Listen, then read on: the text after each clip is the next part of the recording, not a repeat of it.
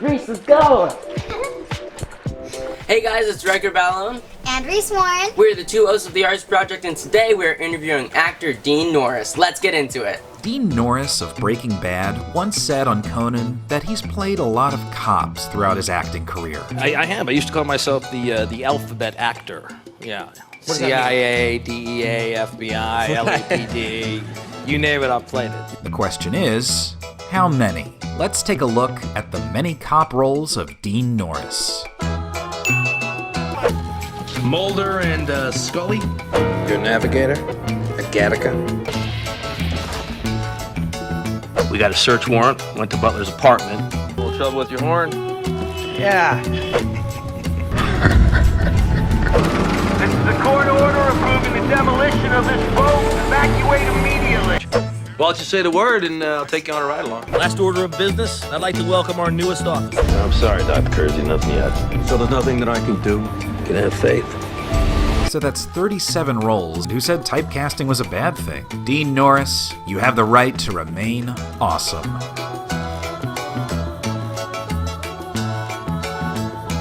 We are here with Dean Norris, starring Claws, Breaking Bad, etc. He's an absolutely amazing teacher. I know from experience. He's taught a class I was in. It's really fantastic. How are you doing today, sir? I'm doing absolutely fantastic, thanks. Amazing. To start off the interview, I'm going to ask you one quick question.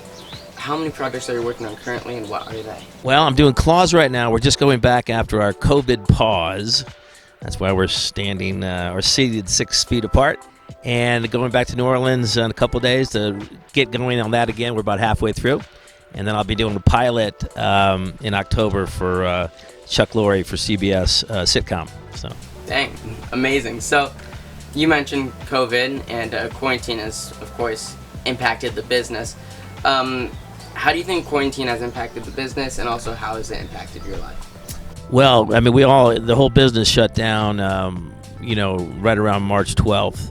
It's been really, really devastating to the business of acting in Hollywood, and we're just now getting back to it over the past couple weeks. So we're going to try to get things going, and hopefully we'll all can stay safe at work, and we can get back to producing TV and films. Absolutely. How has it affected your life personally?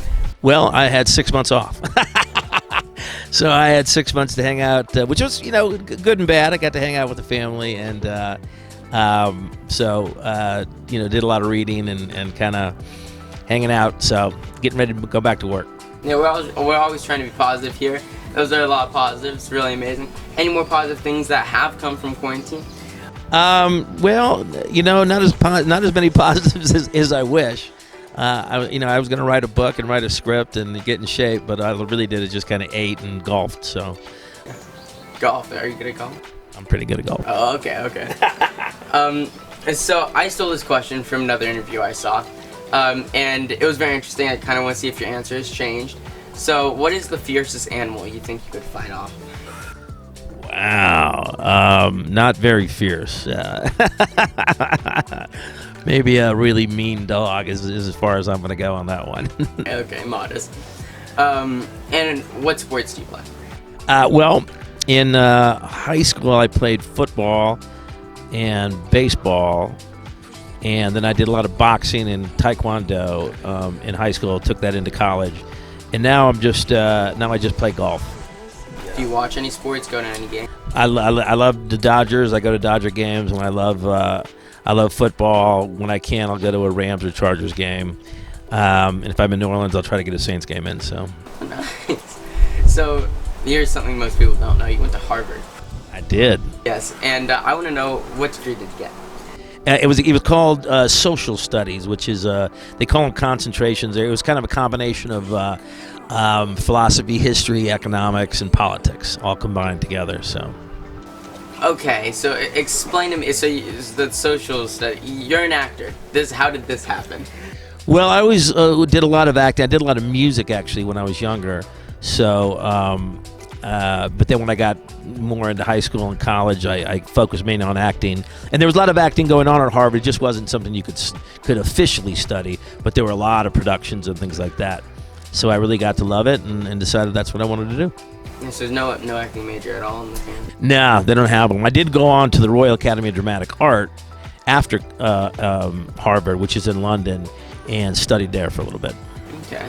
So another thing many people do not know is you have your own beer, and I know I'm gonna let you pronounce it first, and then I'll try, if you would. It's Schrader Brow. Schrader Brow. Where can we find Schrader Brow? Well, we're kind of in a production lull right now because of COVID, but we were at Costco and at Total Wine and Spirits, and we'll see as the year comes along where we'll be in the next 6 months or so. This interests me a lot. I don't know why. It's very. You create your own beer. Like, who does that? First of all. Well, just I like to keep busy and try to find new things to do on my off time, and it seemed like a fun thing to try to do, and I like beer, so. I was gonna ask you what inspired you to do it, and also why is it named that way? Well, it's because my character in Breaking Bad was Hank Schrader, and he had a beer in the show called Schrader Brow that he homebrewed. So I thought, well, we'll try to make that fictional beer real, and that's what we. That's awesome. And Claws, you mentioned you work on Claws. How's that going? Is it completely shut down? Yeah, it's been completely shut down, but now we're reopening, and we have 5 more episodes left of our final season. This is our 4th season. So we're going to finish up this season, which will also finish the series after 4 years. So what point in your life did you think acting is like, you were like, I'm doing this. This is what I'm going full throttle. All my time is going into acting. Well, I certainly was interested in it as early as 5 years old, but in terms of actually making a decision, it had to come right after college, because you either had to go to work or go to grad school or make your decision. So the really final going for it thing was right there, and said, let me give it a shot. So absolutely. And as we wrap up this interview, I have a few more questions on MPAC, which, if you could explain to the audience what MPAC is. MPAC stands for Norris Performing Arts Center, and my wife and I decided to do this when I was in high school. We had a show called Beyond Our Control. It was way before Saturday Night Live, and it was all high school kids, and we got together every Saturday, and we wrote a show, and the local TV station gave us a half hour on Sunday, 6:30, like the worst time you could get. Nobody else is there. But we got to produce our own TV show, and that produced writers that include a guy named Larry Karaszewski, who wrote Ed Wood, People vs. Larry Flint, Big Eyes, literally a whole bunch of movies. Included a writer called Daniel Waters, who wrote Heathers and wrote the first Batman and wrote all these things. They were all my buddies, and they were writing. I was acting as well as other people. We literally produced the whole show, and everybody from that show, not literally everybody, but a lot of the people from that show went on to do professional work, not only in Hollywood, but also just at local TV stations and other places around the country. So I thought, well, we're close to LA here. It'd be great to create something like that here, where we can teach people to take advantage of our resources, and they can get into LA and maybe have a career. And even if they don't have a career, it's fun to do, and it's a good thing to learn, I think, as a kid, if that's what you're interested in. So that's what we did, and we're really happy that we did. That MPAC is amazing. I love MPAC. My experience with MPAC has always been positive and really nice. You have some really talented, amazing teachers, and I'm sure you're aware of that. But and talented, MPAC continues to just win competition after competition. So anyone in the area, definitely go to MPAC. Little plug, it's great. But how did you start MPAC? What process did you have to go through? Well, we just had to get, it was mainly my wife kind of organized it all, and we kind of figured out what was our kind of theme, if you will, what was our kind of our strong point, and that was to combine acting, singing, and dancing. There were a lot of dance schools, there were some singing places, there were some acting places, but to combine all was our kind of goal. So we looked for the best teachers on each of those fields, and got a place and bought a building and opened our doors. Absolutely. Do you have any plans for the future of MPAC? Any new stuff coming out? Anything? Well, I think we're trying to expand, because we've kind of reached the limit of our 11,000 square foot building, believe it or not. So we're looking at possibly expanding next year and adding some more dance classes and just kind of growing the whole thing. I certainly down the road would like to add a whole film program, but that's a ways down the road. So that sounds amazing. Thank you so much for your interview. Is there anything else you'd like to say to the audience? No, just follow your dreams and persevere, and thumbs up. Thanks, sir. That about wraps it up. Okay, Mr. Dean, so welcome to the fun segment of the Artist Project. Today we're going to be challenging our putting skills. Because I know you do a lot of golf. I do. So today we're going to be putting. It's going to be the best out of 3. Best out of 3. Okay, let's Alright. do this. Let's go.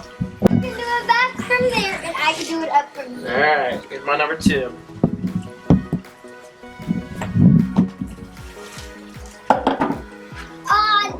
Okay. Goes past the thing.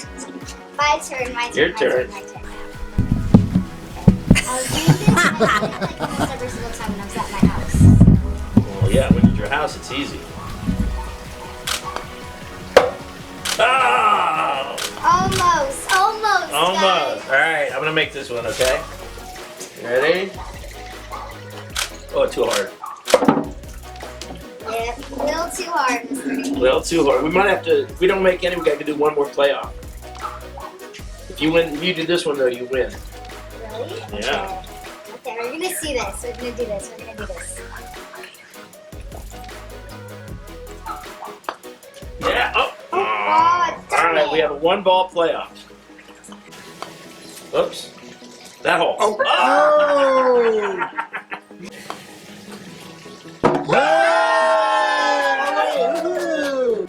I'll give you 2 shots. How's that? Okay, 2 shots to make them. okay. I'm gonna make them right now. There you are. Darn it! Oh my God. Alright, you get 2. You get 2. My dad's gonna be watching this screaming at me like, Reese, send her up! Up. Oh! Reese, you know what they say about that? Stick to acting. Wow! Okay.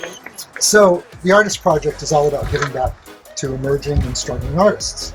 We've had for 6 years now a no fee, no charge studio for struggling artists to come in and get their headshots, get some mentoring, meet and greet, have a community. With COVID that came along, and we're back to doing it on a one-on-one basis, but there's still no charge, and there'll never be a charge for struggling artists to get their headshots done in the studio. It's fantastic. What this is about, this goes on your keychain, and you'll forget that you have it. Mhm. That's okay, but you'll know when you need it. You'll meet somebody on a set, or maybe an extra on a set. They'll be tugging at you saying, hey, read this thing I wrote, or how do I get an agent? You know, that's happened to you before, I'm sure. And you'll pull them off to the side, and you'll just promise us that you give them 5 minutes of your time to inspire them. You'll take this off your keychain and hand it to them. In that moment, one artist has given another artist their first break. Man, that's awesome. The first break is they'll never have to pay for their headshots again. It's in our studio. Wow. Free headshots for life in your studio. Awesome. They'll come in, they'll give us this medallion. We'll give them a certificate with your name on it, so it memorializes it. And that will go back out into the community and do its whole thing again. Oh man, that's fantastic. What a great concept. Congratulations, and thanks for doing that. I sure I could have used this myself. What was your first headshot? Thank you. like? It was, I had to save up money to get it, number one, waiting tables, and then had to find a guy to do it. It was it was a whole thing, but it's the first thing you need. It seemed like a big mountain to climb at first. And then here's an extra one that we have. Thank you. Yeah, and maybe when you meet someone, they'll be with somebody else, and you can have that. And that's wonderful. Thank you. And that Thank you, man. That means a lot. Keeps the cause going. Yeah, absolutely. Well, thank you for doing this. I know a lot of artists are going to appreciate that. So thank you. 4, 5, 6. So it's boom, boom, boom, boom, boom, boom, boom, boom. Yep. And then you Boom, put your boom. hands down. All right, let's go. 1, 2, 3. It's all that, and then Yeah. you go down here, and then you go 1, and then you go 1. Oh, gotcha. 1, 2, 3, Okay. 4. Let's try it again. Okay, this is it. This is the moment.